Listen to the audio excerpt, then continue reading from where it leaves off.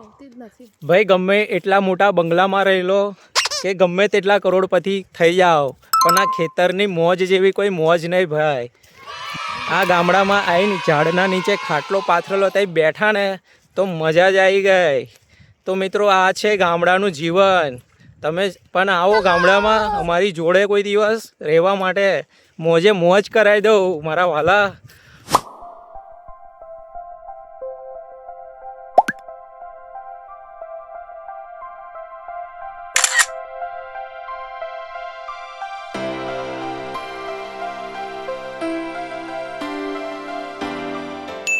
Good morning મિત્રો, હું છું તમારા સૌનો પ્રિય ભૂપેન્દ્ર અને અત્યારે વાગી ગયા છે 11 અને આજે છે 13/6/2026. તો મિત્રો આજના દિવસને ખાસ બનાવવા માટે અને અમારી યાદોને એકદમ સુંદર બનાવવા માટે અમે લોકો નીકળી ગયા છીએ જીયાનના મામાના ઘરે જવા માટે. તો આગળ જઈને બતાડીશ હું તમને આજના દિવસની એક સુંદર મજાની સફર અને એક ગામડાનો મસ્ત મજાનો નજારો. તો નમસ્કાર મિત્રો, હું છું તમારા સૌનો પ્રિય ભૂપેન્દ્ર. સ્વાગત છે આપનું મારા નવા એક વિડીયોમાં. આજે આપણે વાત કરીશું શહેર અને ગામડાની જિંદગી વિશે, જ્યાં એક તરફ છે શહેરની ઝડપ અને બીજી તરફ છે ગામની શાંતિ. તો મિત્રો હું અત્યારે ગોત્રીથી ઘરે નીકળી ગયો છું અને અત્યારે આવી ગયો છું અખોટા બ્રિજની પાસે અને હું અત્યારે જઈ રહ્યો છું જીયાનના મામાના ઘરે. હું તમને આગળ જઈને બતાડીશ જીયાનના મામાનું ઘર અને ત્યાંનું એકદમ સરળ જીવન અને ત્યાંનું વાતાવરણ, જ્યાં આગળ એકદમ શાંતિમય વાતાવરણ હોય છે અને જીવન જીવવાની પણ મજા આવે છે. તો મિત્રો હું અત્યારે છું વડોદરા શહેરની અંદર, જ્યાં આગળ હું તમને બતાડીશ કે વડોદરા શહેરમાં જીવન કેવું દોડધામ ભર્યું હોય છે અને શહેરમાં જીવન પણ ખૂબ ઝડપી છે. અહીં દરેક વ્યક્તિ પોતાના કામ અને સપનાની પાછળ દોડી રહ્યો છે. મોટી બિલ્ડિંગ, ટ્રાફિક અને નવી ટેકનોલોજી અને વધારે તકો સાથે સમયની કમી અને અહીંયા આગળ ભાગદોડ પણ વધુ હોય છે. તો જુઓ તમે આ શહેરની અંદર કેટલું બધું ટ્રાફિક છે, કેટલું બધું પોલ્યુશન છે અને કેટલો બધો અવાજ પણ છે. તો જુઓ મિત્રો અહીંયા આગળ કેટલું બધું ટ્રાફિક છે.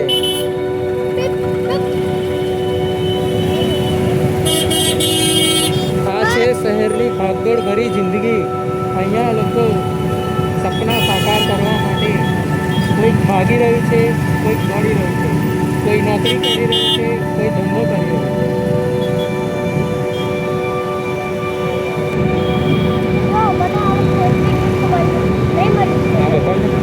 પેલું બતાવો.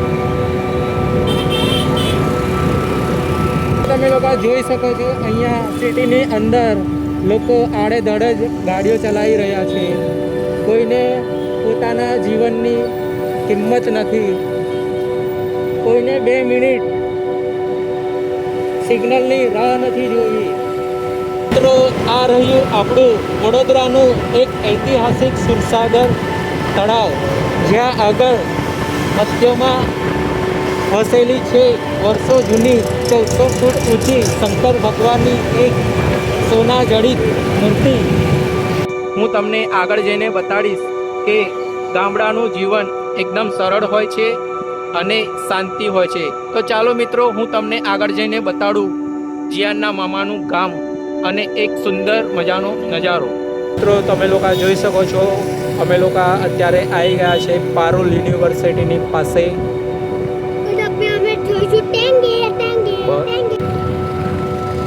તો મિત્રો તમે લોકો જોઈ શકો છો અમે અત્યારે આવી ગયા છીએ પારુલ યુનિવર્સિટીની પાસે.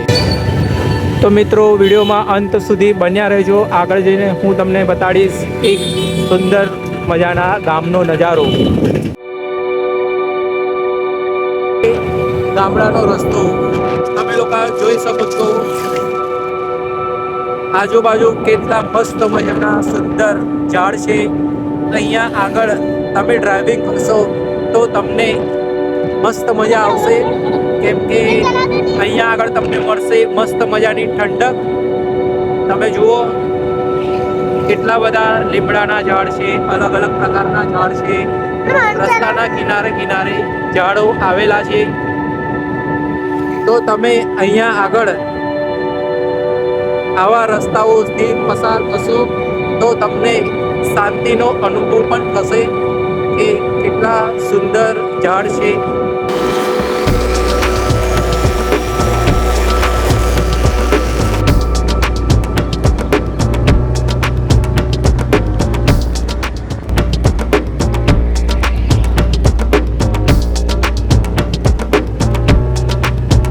તો મિત્રો ફાઇનલી આપણે આવી ગયા છે ત્રિકમપુરા ગામની અંદર. તમે લોકો જઈ શકો છો, આ રસ્તો છે ત્રિકમપુરા ગામમાં જવાનો. તો મિત્રો ફાઇનલી અમે લોકો આવી ગયા છે ત્રિકમપુરા ગામની પાસે. તો આગળ જઈને હું તમને બતાડીશ જીયાનના મામાનું ઘર અને ગામનો સુંદર નજારો તમે લોકો જોઈ શકો છો. જો આ તાળીના મોટા મોટા ઝાડ, અહીંયાથી મળે છે મસ્ત મજાની તાળી પીને મજા કરો.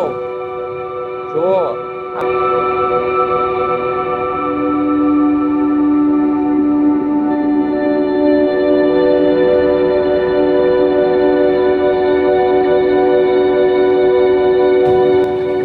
મિત્રો તમે જોયા મસ્ત મજાના તાળીના ઝાડ.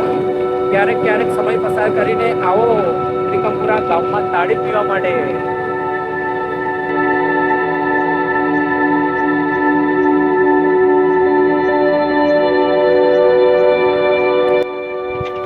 તો મિત્રો અમે ફાઇનલી અત્યારે આવી ગયા છે ખેતરની અંદર.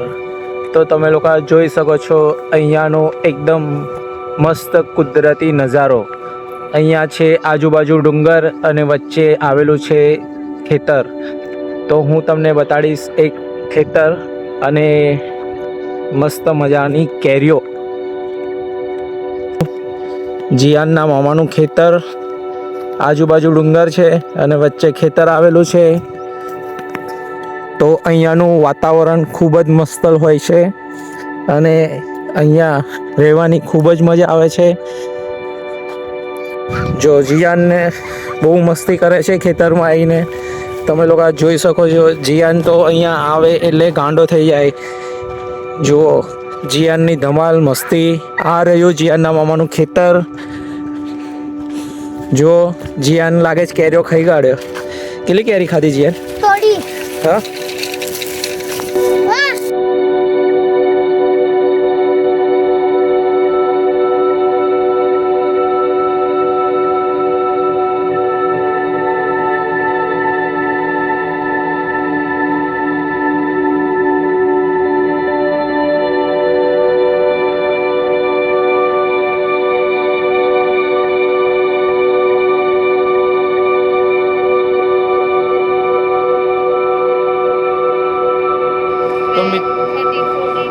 તો મિત્રો જુઓ અહીંયા નાના નાના 15થી 20 આંબા છે. ખેતરની વચ્ચે વચ્ચે આંબા રોપેલા છે. તમે લોકો જોઈ શકો છો. એક કાર્યો બધા બહુ આંબા છે અને આ આંબો જુઓ એકદમ યુનિક છે. આની અંદર કેવી લાલ લાલ કેરીઓ લાગેલી છે. આ કેરીનું નામ તો ખબર નહીં, પણ આ કેરી જુઓ એકદમ યુનિક છે. જુઓ ઝંખનાને મજા આવી ગઈ કેરીઓ ખાવાની. આજે તો કેવું લાગ્યું ખેતરમાં આવીને તને? કેટલી કેરી ખાધી? જીયાન જામફળના ઝાડ ઉપર ચડી ગયો જામફળ ખાવા માટે. એ બંદર કિધર ચડા? અરે નીચે ઉતર. અરે નીચે ઉતર.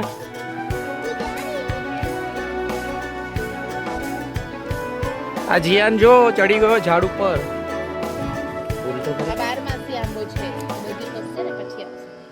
તો મિત્રો જુઓ આ 12માસી આંબો કે એ છે. આ આંબા જો કેટલી નાની નાની કેરી આવી છે આની અંદર. હવે ચોમાસાની સિઝન આવશે ત્યારે આમાં કેરીઓ લાગશે. અત્યારે જુઓ મોર આવ્યો છે અને નાની નાની કેરીઓ આવી છે અને બીજા બધા આંબામાં કેરીઓ પાકીને મોટી થઈ ગઈ. આ રહ્યું જામફળ, આ કનુ દાદાએ આપેલું.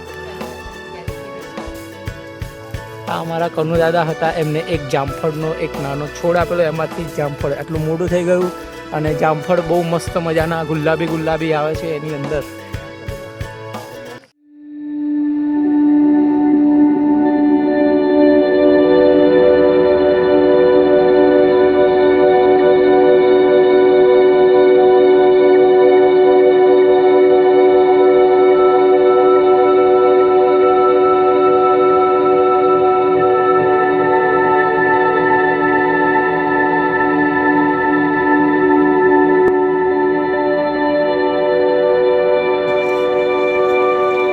જીયાને અહીંયા આગળ કેરો પાડે છે. જુઓ, જીયાને મજા પડી ગઈ છે ખેતરની અંદર રમવાની,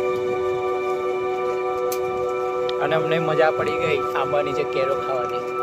એકદમ નેચરલ કેરી, મીઠી. કેવી લાગી કેરી?